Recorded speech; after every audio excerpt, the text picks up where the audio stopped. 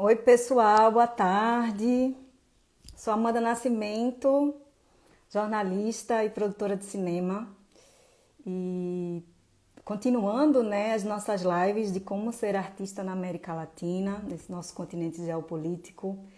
Hoje a gente vai ter a honra de receber o cineasta pernambucano Camilo Cavalcante, né? Ele que dispensa assim, as apresentações, mas ele é nascido no Recife, agora mestre na Universidade da Beira do Rio, em Portugal, é diretor de 14 curta-metragens, né, que já acumulam 130 prêmios nacionais e internacionais, o diretor de A História da Eternidade, King Kong em Assunção, Beco e muitos outros filmes que estão por vir.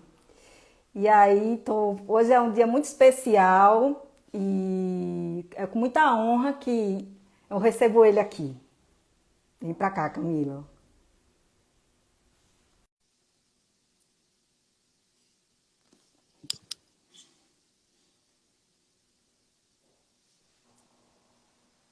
Oi, meu amigo querido! Olá, parabéns, parabéns em primeiro lugar, feliz Menino, aniversário, deixa eu muita enquadrar o balãozinho saúde, aqui. Muita saúde pra gente. Só assim te vejo, né?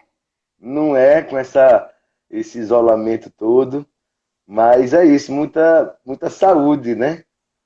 Muita Muita saúde pra saúde, nós. Porque assim, a gente se engarrafou esse ano. Quando eu tava na live, você não tava. Quando você tava, eu não tava. A gente terminou não se vendo. Acho que é a primeira vez que a gente se vê assim. é verdade, deixa eu tirar aqui até a máscara, que eu tava com a Sim, máscara tem que pendurada aqui. dizer que essa nova fase agora das lives do Mirada PE foi contemplada, né, no edital de criação, fruição e difusão da Lei Aldir Blanc, pelo governo, através da Secretaria de Cultura do Governo do Estado de Pernambuco. Muito Pronto, meu amigo. importante. Muito importante isso aqui para a gente poder respirar, né? Um ano difícil de trabalho. E aí agora teve esse Verdade, respiro. muito difícil, né? E Senão, dizer que isso foi luta da classe artística, né? A classe artística lutou até o último minuto para aprovar essa lei, né? com certeza, com certeza. Eu vou deixar ficar meio troncho assim, ficar ruim, não. Deixa eu ajeitar aqui, que Não, o fica celular tá tranquilo. caindo. Eu também tô agora que eu tô aprendendo a usar esse tripé de Eu blogueirinha. tô aqui. Eu tô sem tripé, eu tô apoiando ele num negócio aqui, enfim. Mas é isso, um prazer. Prazer estar falando contigo hoje, mesmo Não diante é, meu? dessa situação tão caótica que a gente está vivendo. Mas é isso, acho que os encontros, nesse momento, que é da forma virtual, forma possível, né, são importantes ainda para a gente conversar, para trocar ideia e é isso, para se estimular, né, para continuar Sim, o caminho. sim. Olhe, então, eu já vou lhe perguntando assim, como é que é para você ser esse artista, né, que você ser esse artista americano, latino-americano? Já Acho que já vão aí que 20 anos de cinema, né? 20 anos de cinema. talvez um pouco mais, acho que 25, talvez. Eu comecei em 95, assim, o primeiro curta-metragem, né, que foi um curta-metragem chamado Cálice, que era sobre, enfim, falava sobre um caso que havia acontecido na casa do estudante da Universidade Federal de Pernambuco. E então, em 95, naquele ano que o cinema também completava 100 anos, eu resolvi fazer esse primeiro trabalho audiovisual, né, de uma forma muito independente, muito experimental e sem recurso, né? Naquele momento, enfim, havia uma o cinema no Brasil estava se acabando, né? Porque o Fernando Collor fechou a Embrafilme, então não Sim, havia muitas possibilidades, né? De incentivos mesmo. Então eu comecei fazendo, tinha uma câmera VHS compacta, uma VHSzinha pequenininha. Então, naquele momento, eu chamei dois amigos, a gente foi na casa do estudante e filmou esse trabalho, né? E que para mim foi um marco assim inicial, justamente dessa possibilidade do fazer audiovisual independente, né? Então, eu acho que ser um artista latino-americano, acho que não só do audiovisual, é passar naturalmente por muitas dificuldades, né? E acho que sempre, mas nunca esmurecer, acho que diante do seu desejo de realização artística, né? Porque eu acho que o mais importante é o que você tem a dizer, né? O que é que você quer expressar, que É o tipo de propósito, né? emoção. E isso acho que é quase como uma profissão de fé também, assim. De fé porque você acredita, né? Eu vejo, assim, muita gente de teatro aqui em Recife também, numa situação que mesmo sem recursos, continua, assim, na sua caminhada. E acho que em todas as artes, né? Na América Latina, enfim, a gente vive, tem uma realidade. A América Latina o Brasil é o maior país, né, da América Latina, e ao mesmo tempo o único que talvez por conta da língua mesmo, né, vire as costas para os hermanos. Então acho que acho que ser um artista latino-americano também é compreender que somos irmãos, né, que somos hermanos, que nossa realidade tem em comum uma colonização perversa, né, aniquiladora. E eu acho que também a força de um povo, a força e a resiliência mesmo de um povo que se reinventa, né, que se reconstrói, que tem essa capacidade. E, e eu acho que é a gente precisa compreender isso, assim, precisa olhar mais para dentro, né, porque a gente acaba sendo, pelo próprio processo de colonização brasileiro, a gente acaba olhando muito mais para os Estados Unidos ou para a Europa e muito menos para os nossos irmãos, né? E acho que a barreira da língua nem é a maior barreira. Eu acho que a questão é que colocam para a gente referenciais que não são os nossos, né? Que não são, a gente é educado, a gente é adestrado, de certa Adestrado. forma, assim, acho que a palavra, a gente é adestrado a consumir cultura que não é. Eu não falo isso de um hibridismo, eu acho que a gente deve consumir culturas de vários lugares, mas a Sim. questão é o seguinte: a gente acaba, principalmente no audiovisual, no cinema, a gente acaba sendo muito adestrado mesmo pelo que nos é imposto pela grande mídia, né?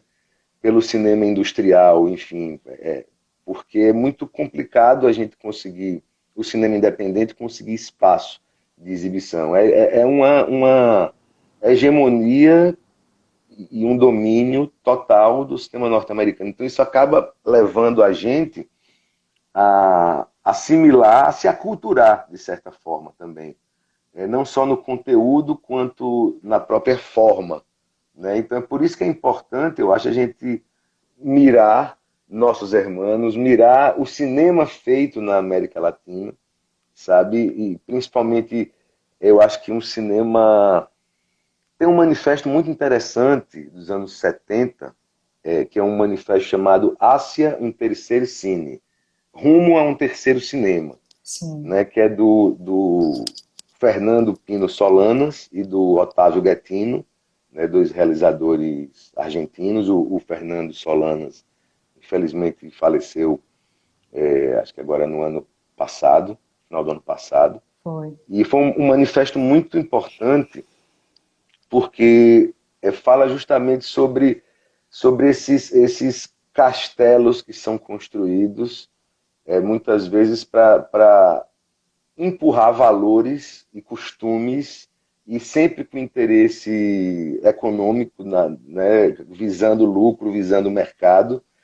E o terceiro cinema é justamente, eles propunham nesse manifesto, né, porque o Fernando não está mais aqui, mas o manifesto vive e acho que viverá por muito tempo, assim, para quem puder ter contato com esse manifesto. É muito interessante porque ele propõe justamente um cinema anticolonial, né, com questões anticoloniais e que se imponha justamente a certos valores de doutrinamento que nos são colocados. Agora, isso também ele coloca de uma forma muito incisiva, mas também muito poética, Então, acho que a gente tem um cinema latino-americano, assim, também que tem essa característica de crítica social, política, de ser um cinema questionador, mas um cinema também que busca poesia audiovisual. Né? Se a gente for ver Sim, os filmes, né, do próprio Fernando Solanas,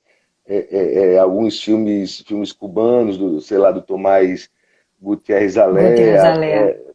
Então, assim, é um cinema muito permeado disso, assim, de crítica social, explosiva, ferina, mas ao mesmo tempo também de uma poesia latente. Né? E eu acho que esse aspecto, essa veia poética latino-americana também é algo muito forte que nos une, sabe? Com certeza, não pode perder a poesia, né? Se perder a poesia, jamais.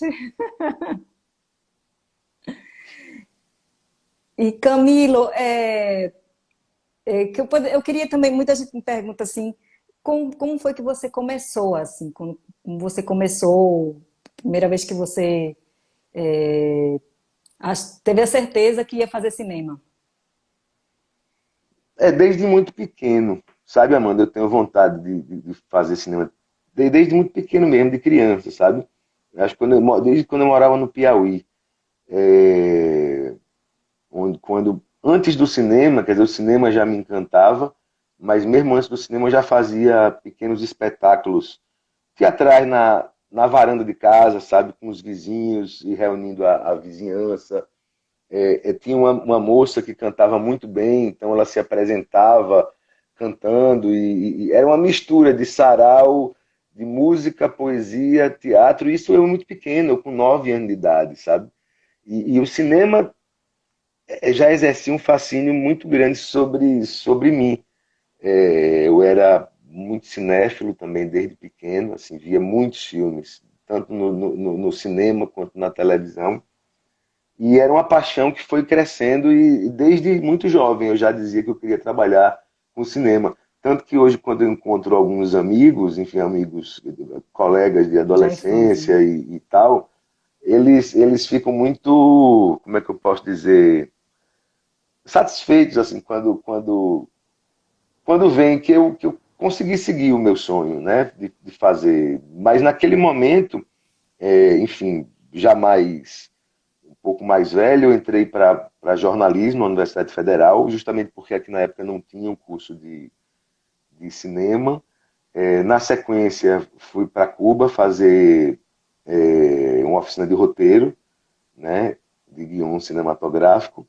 E, e mesmo na faculdade eu comecei a experimentar, como eu te disse, com essa câmera compacta, VHS compacta que eu tinha naquele momento, eu comecei a fazer pequenas experiências, pequenos vídeos, sabe, com o que eu tinha ao meu redor. Depois do Cálice, eu fiz Os Dois Velhinhos, A Morte, com meus avós. Quer dizer, é isso, vídeos, histórias que estavam muito ali, muito próximas, que eu pudesse contar sem, digamos assim, sem necessidade de uma técnica muito apurada ou de recursos mais sofisticados, sabe? Onde eu, com a câmera ali na mão, eu mesmo pudesse filmar e pudesse contar uma história. Então, fiz vários exercícios assim nesse sentido. Alma Cega, A Morte, como eu já falei, Ocaso, que foi um filme em 16 milímetros, foi o teste de câmera também de Altair Paixão, que era o fotógrafo, então foi um filme Sim, então, Tatá. Eu já muita filmei com ele. experiência, né? Maravilhoso, Tata. E é isso, Na eu fui verdade, meu experimentando primeiro filme, a primeira coisa que eu fiz foi o clipe de Erasto Vasconcelos, foi com ele. Foi com ótimo ter essa Tata. lembrança, né? Os afetos. Não, total. Maravilhoso. E ele E topava acho que é tudo, isso, assim, topa, né? começou como uma coisa afetiva, no sentido de eu fazia sozinho, quer dizer, com meus avós, com os amigos, com aquela coisa, depois foram se agregando outros parceiros, como Tatá, Beto Martins, as experiências foram se sofisticando um pouco mais, quer dizer, já fazendo filme antes com elenco amador, depois já comecei a experimentar trabalhar com atores profissionais aqui em Recife, mas tudo de uma forma muito, muito de exercício e ao mesmo tempo os filmes, os vídeos começaram a ser selecionados para alguns festivais. Isso é muito importante, porque você acaba vendo que não está só no mundo, começa Sim. a ver outros filmes, ver pessoas de outras regiões, de outros lugares que também estão ali na mesma batalha, né, para realizar seus trabalhos, na batalha criativa, na batalha autoral. Então isso tudo faz parte de uma construção, né, de um processo de 25 anos, né, que a coisa vai se desenvolvendo, as parcerias vão se solidificando, acaba que uma experiência que você faz, eu aprendo muito com a própria experiência em si. Eu não falo com os erros, porque eu acho que toda obra é imperfeita e inacabada, de certa forma, mas toda experiência ele leva para outro local, né? Você sofre um deslocamento Quântico, né? interno mesmo, né? Exatamente. Então, é isso, cada experiência vai levando a outra, né? Até que em 2000, depois de muitos trabalhos feitos, realizados assim, de forma muito independente, muito colaborativa, de forma muito colaborativa, em 2000 eu pude realizar um primeiro trabalho com algum recurso, né, fruto do edital de curtas-metragens do Ministério da Cultura, o Velho Mário Lago. Eu escrevi o roteiro do Velho Mário Lago e foi premiado naquele momento, no ano 2000. Então foi aí onde eu pude fazer um primeiro trabalho com um pouco mais de recurso. Mas ainda assim um recurso muito limitado, mas já era de outra forma. Assim, a gente já tem a construção de cenário, confecção de figurino, a gente filmou em Lagoa do Ouro, no Agreste, então já tinha todo um Aí já vai ter deslocamento. um deslocamento, né? Mapa de transporte, mapa de Não, hospedagem. exatamente. As coisas vão se complexificando, Sim. digamos assim, pouco a pouco, né? Mas eu acho que o que me interessa sempre é poder contar uma história, contar uma experiência, né? Dividir pelo menos um sentimento primeiro, em primeiro lugar, com a equipe e depois do filme pronto com o espectador, né? Pois é, muito importante nessa coisa do impacto de um edital. Eu, como diretora de produção, sempre fico muito na retaguarda. Não gosto de escrever, fico pra lá porque eu fico naquela coisa.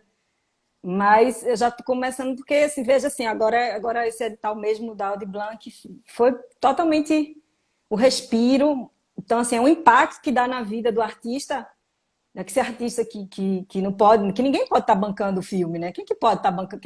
Não, vou fazer um filme, eu vou bancar, meu filho. Não tem como isso. Então, Walter realmente, Salles.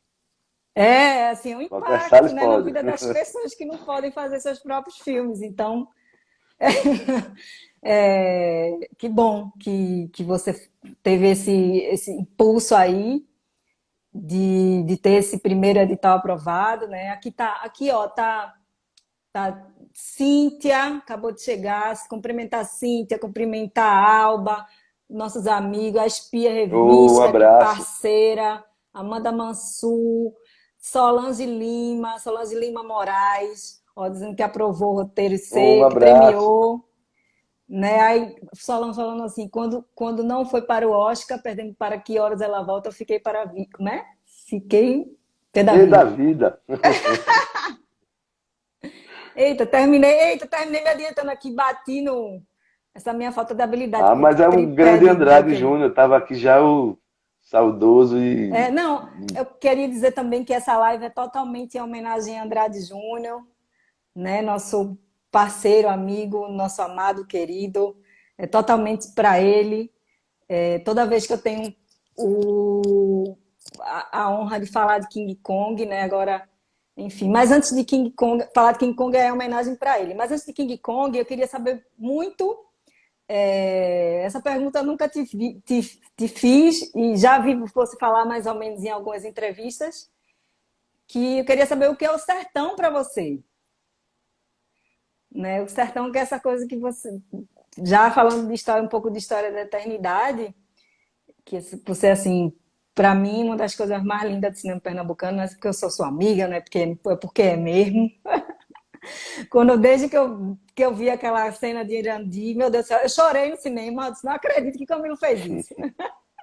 Nessa época, acho que a gente não era tão próximo ainda. Eu já lhe conhecia por conta de uma entrevista que eu fiz, não sei se você lembra, Eu era estagiária da TV Universitária. Você estava lançando a História da Eternidade curta, que a História da Eternidade também é um curta, né? O nome de um curta que Camilo fez antes da História da Eternidade longa.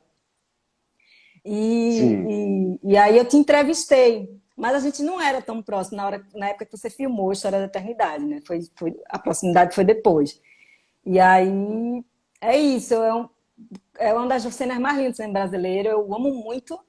E eu queria saber o que é o sertão para você. Nossa, não, como eu sempre digo, assim, é mais do que um território seco, né, uma zona árida, né, onde às vezes é difícil até a subsistência acaba sendo sacrificada. Acho que o território também o sertão é um território da alma humana, sabe?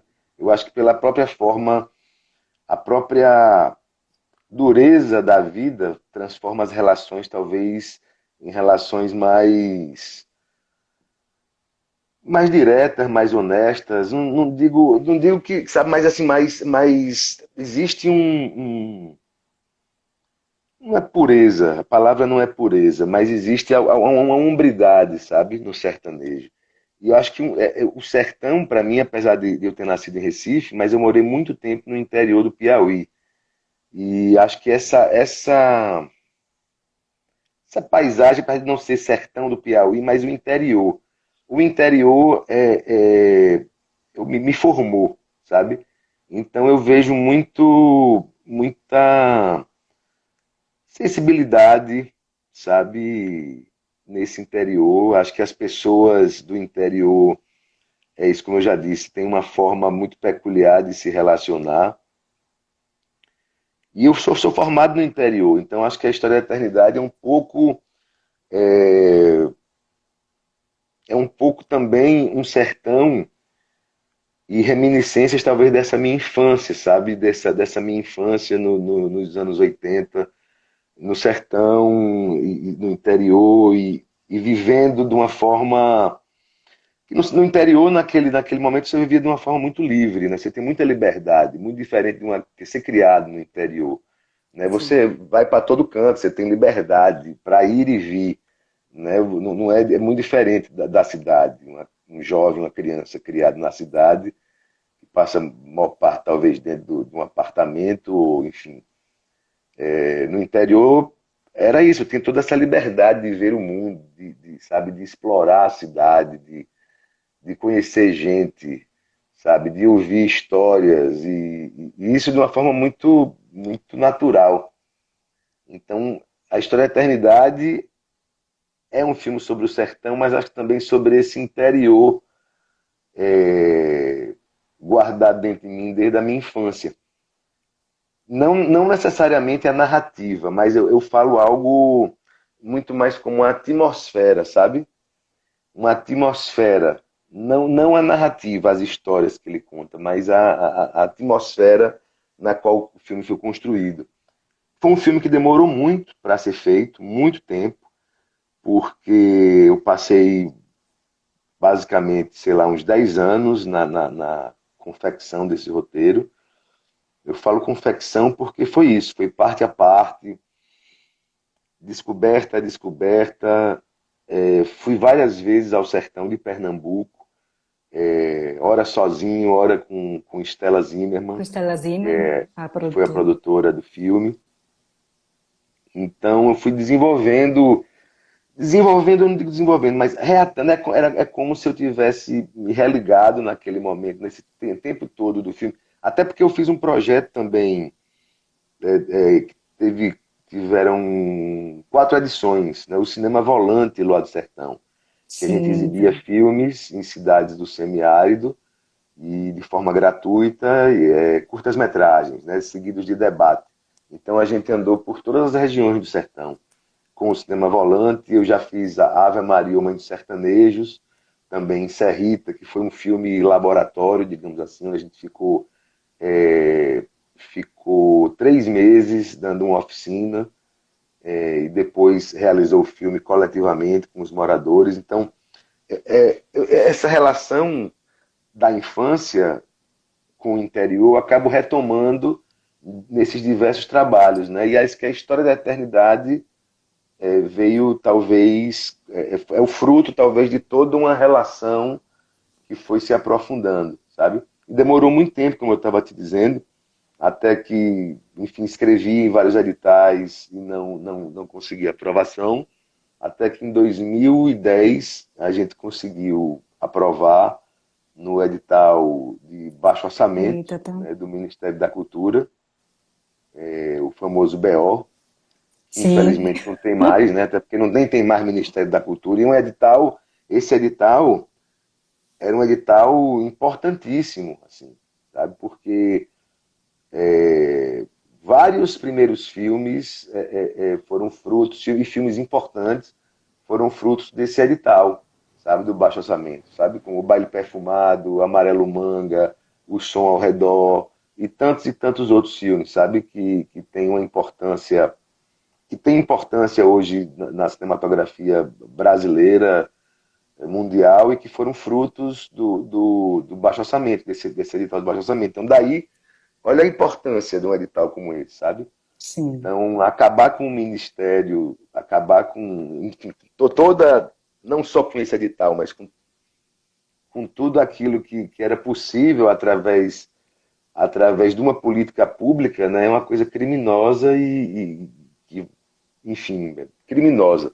Mas foi isso, foi fruto do edital do BO, e depois que a gente conseguiu essa verba, então fomos preparar o filme, né? Com o fotógrafo Beto Martins, o produtor Marcelo Maia, enfim, tô com todo o elenco.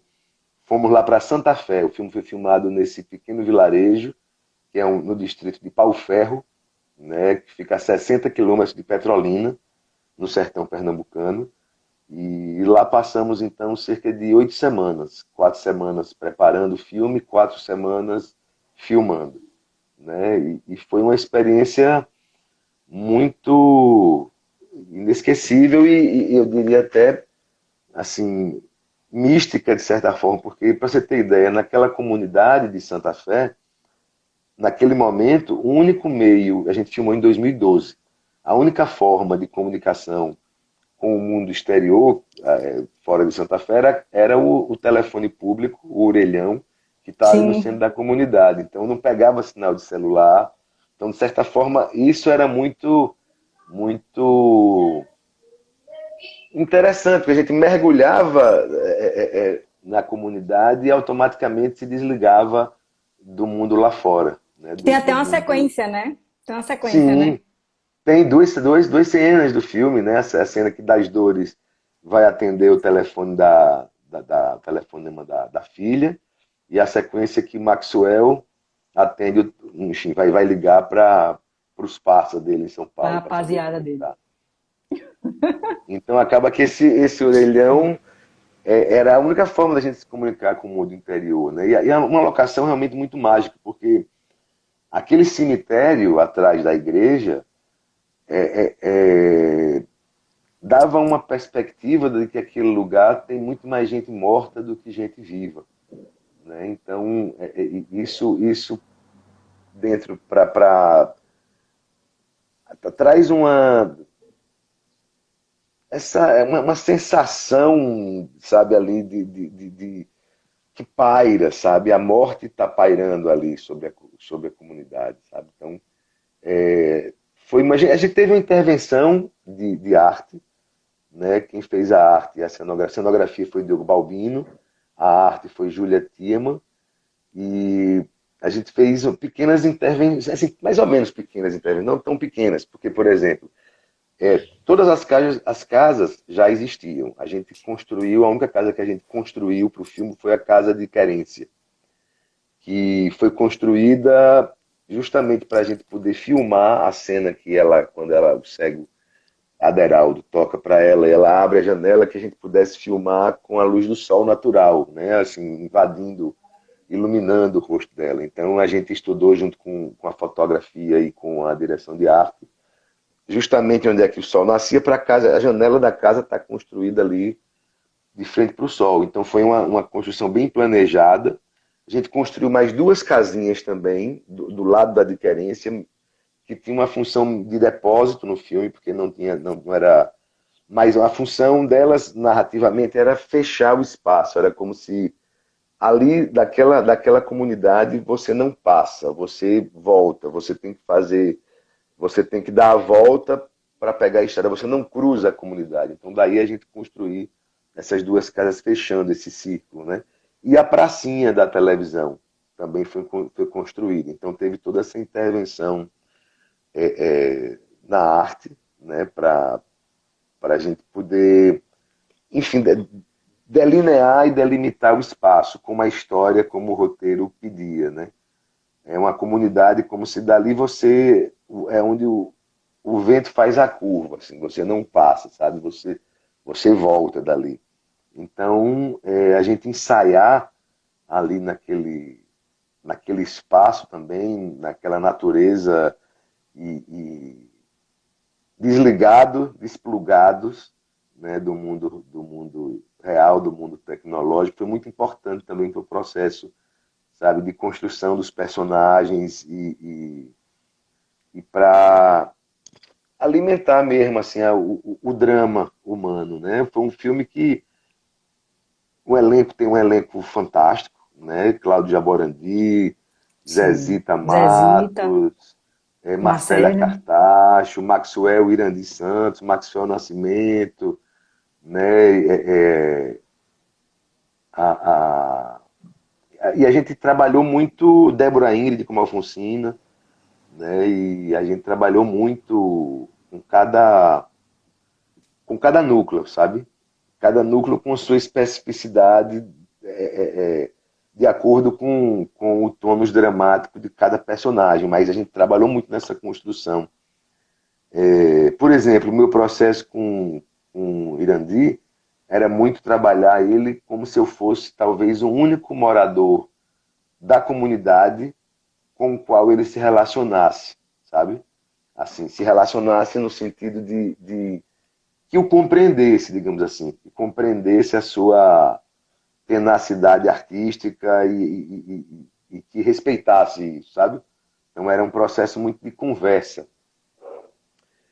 Já com Leonardo França, que faz o Cego Aderaldo, a gente durante muitas vezes ia para terrenos completamente vazios, que muitas vezes passava os bodes passando e ele sabia ir ali ensaiar as músicas como se fosse já imbuído do personagem e exercícios de andar, sabe? Andar pelaquele terreno seco, sentir a natureza, trabalhar as expressões, né? Então, cada núcleo, cada ator, eu busquei trabalhar num processo diferente, sabe? Não era um mesmo processo para cada para todos, assim. E a gente trabalhava individualmente mesmo, até porque o elenco, cada um tinha as suas datas, com outros compromissos, enfim, eram idas e vindas. Então, quando a gente criou um cronograma de ensaio para poder construir com cada um e, às vezes, também construir cenas improvisadas. Cenas que não foram filmadas, que, enfim, antes desse processo de ensaio, e que a gente criava, por exemplo, como foi o dia que o personagem de João foi pedir dinheiro ao irmão, pedir dinheiro emprestado ao irmão Nathaniel. Como é que foi isso? Então vamos fazer. Como é que foi esse dia? Vamos fazer, vamos representar como é que foi esse dia. Sabe, coisas que não estão no roteiro, que não estão filmadas, mas que me pareciam naquele momento um exercício interessante até para construir melhor o elo, sabe? O elo entre os irmãos, né? No caso, entre Nathaniel e João, né? E a relação de Alfonsina no meio dos dois.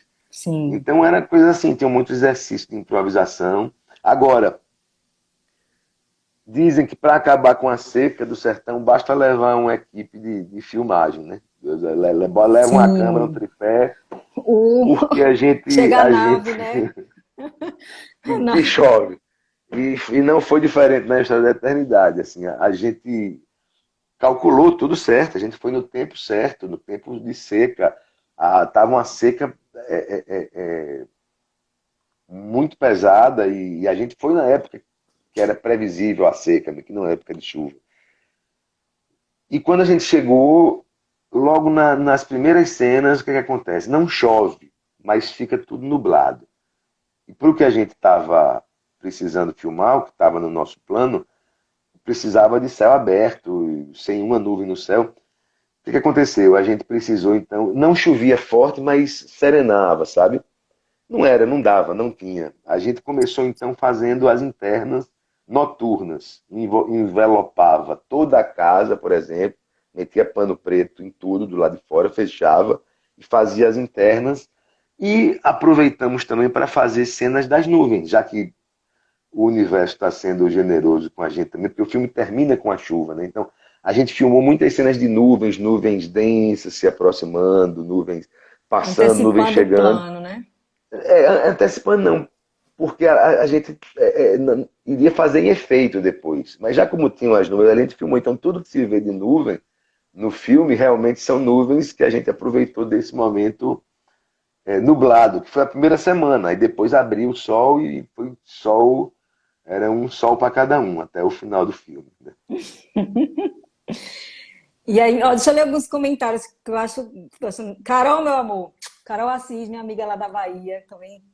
Ó, ela diz assim: Camilo Sertão nos forma demais esteticamente.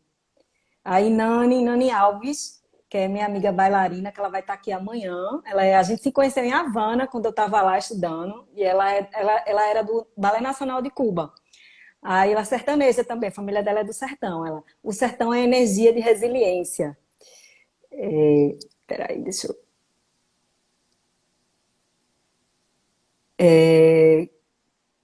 Aqui, deixa eu ver porque aqui sempre me atrapalha um pouco agora aqui. Pronto. Obrigada, Carol. Carol tá me dando parabéns aqui também. E olha, minha gente, quem quiser ler o roteiro de King Kong em Assunção, ou de História da Eternidade, desculpa. Agora, História da Eternidade é livro. Aqui, ó, eu já tenho o meu, ó, autografado, que chegou aqui em casa hoje, de presente. E é só falar, faz o quê, Camilo, para poder ter o livro? Está à venda no site da CEP, né, a Companhia Editora de Pernambuco. É cep.gov.br. Bota CEP, Companhia Editora de Pernambuco. Aí está lá disponível, tanto no formato físico, quanto no formato digital também. R$ 30 o formato físico, e acho que o formato digital, acho que é 6 ou é 9, enfim, não estou bem a par, mas tem tudo lá no site da CEP. A gente, Pronto, aí, inclusive, foi lançado, acabou sendo lançado o livro no ano passado, mas aconteceu que por conta da pandemia, a gente ainda não conseguiu fazer nenhum lançamento ainda presencial, né? Enfim, algo que eu gostaria ainda de organizar quando as coisas voltarem, né, ao normal, ou pelo menos se tranquilizarem um pouco mais. Eu gostaria de fazer alguns lançamentos presenciais, sabe? sim. Principalmente em universidades, na Universidade Federal, na Católica, de fazer algum evento exibindo filme também, sabe? Então é algo a organizar ainda, quando a coisa estiver mais tranquila. Deixa eu... Pronto, é agora. Olha, o Instagram ele pode derrubar, vai daqui a 10 minutos, mas aí a gente pode fechar e continuar falando mais um pouquinho, tá? Tá bom. E é, Deixa a luz aqui em- também já tá pronto. porque senão derruba, menino. Eu botei uma lanterna aqui do lado, porque senão fica muito escuro. Sim, e falando só um pouquinho do livro, o livro tem o prefácio de Arthur Chechel, né? Sim, Paulo E Cunha, Professor Paulo Cunha da Universidade professor Federal Paulo de Cunha, Pernambuco.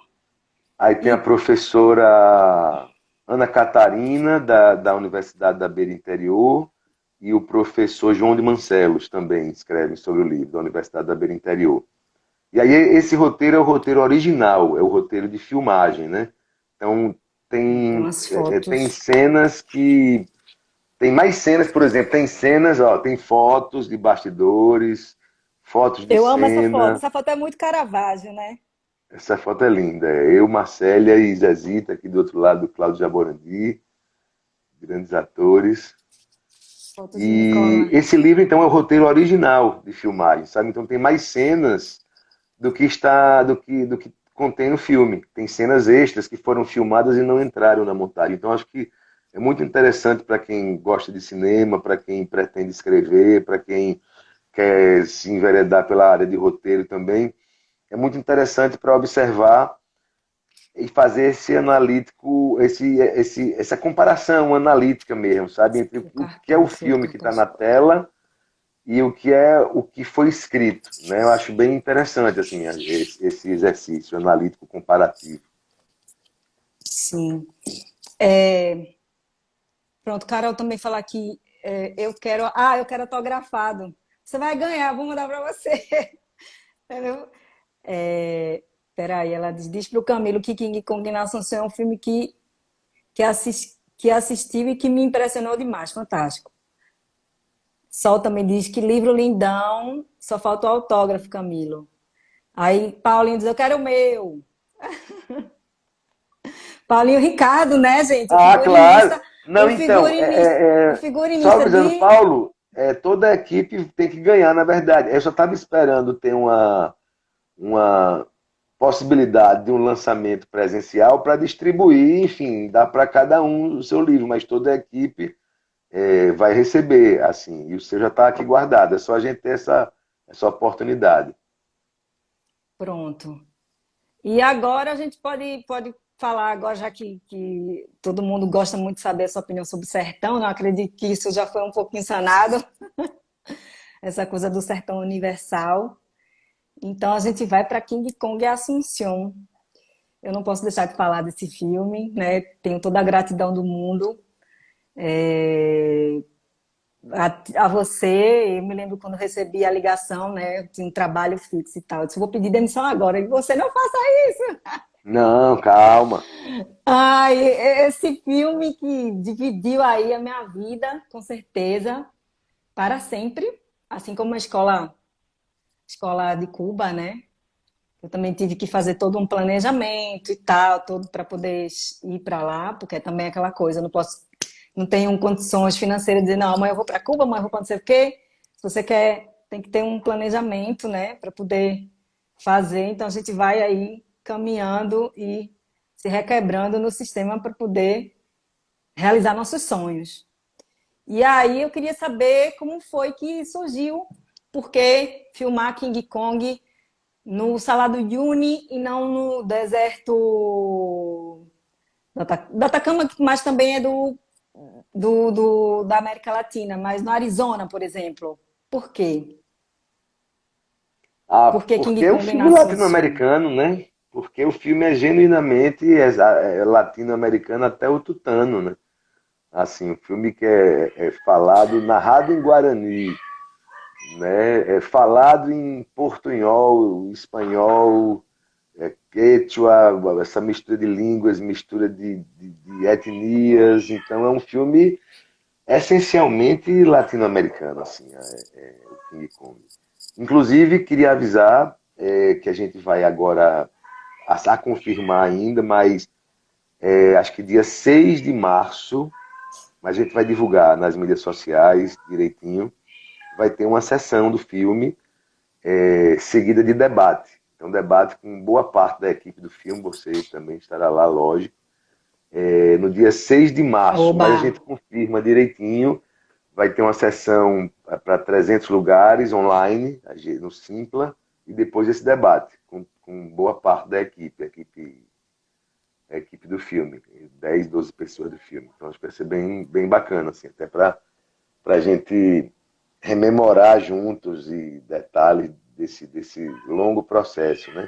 O Nossa, King tudo. Kong foi um filme, cara, como você disse, o filme é Andrade Júnior, né? O filme é Andrade Júnior. Esse filme Acho que só existe por conta de Andrade Júnior. Assim. Foi quando, é, mais uma vez, os festivais de cinema, né, essa possibilidade que a gente tem de troca, de encontro. E aí, em 2007, eu encontrei Andrade num festival de cinema na Baixada Fluminense, em Nova Iguaçu, festival de curtas-metragens. Então a gente estava dividindo o quarto. Né? Festival é muito comum os curtas-metragistas dividirem o quarto. E aí Andrade fez essa performance do gorila, do homem gorila ali dentro do quarto. Ah, eu fiquei, meu Deus, o que é isso? O que é isso? O que é isso, Andrade? E aí fiquei muito impactado. E a partir de ter desse vislumbramento dessa performance dele, me deu um estalo na cabeça. Assim. Eu digo, rapaz, ele falava também muito sobre o Paraguai. Não sobre Assunção especificamente, ele falava sobre Cidade do Leste, Que que ele ele ia morou lá lá, não fazer foi? compras. Ele morou lá um Acho, tempo. acho que não, ele ia lá fazer compras, não sei o quê, parará. Acho que morar nunca morou, não. Mas ia fazer compras. Ele tinha uma loja de fotografia, um negócio de coisa, ele ia fazer compras lá. E aí me falou, e eu fiquei com isso na cabeça e desenvolvendo, pensei em Assunção, que é uma cidade a qual eu não conhecia.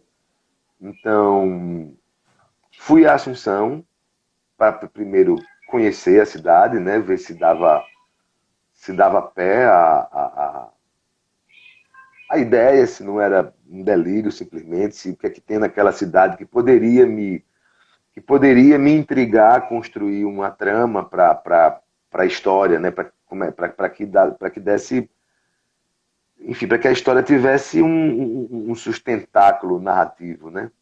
E aí fui a Assunção, me impressionei muito assim com a cidade e escrevi então uma primeira versão do roteiro. Isso há muito tempo atrás, acho que em 2015, 2014, 2015, eu acho. Então, com essa primeira versão do roteiro, inscrevi no Funcultura e aí o filme foi premiado, foi contemplado no edital do Funcultura, mas com um valor muito baixo. E então foi aí que a gente, depois do Funcultura, a gente foi fazer aquela viagem, a primeira viagem de Sim, pesquisa, sim. né? De locação, pesquisa de todo o universo. Levar foi você, né? Diogo, Nicolás, né? E Eu acho Karen que eu tenho Frank, a tenho uma foto nossa. aqui, ó. Olha aí, Ah, nossa, você, Karen, eu, Diogo e Nicolás, não é isso? Na foi. nossa, exatamente, na Karen nossa Frankel, primeira, nossa querida, nossa querida produtora também, diretora de paraguaia. produção, E Paraguai. Então, essa viagem, eu nunca tinha ido ao Salar do Uyuni.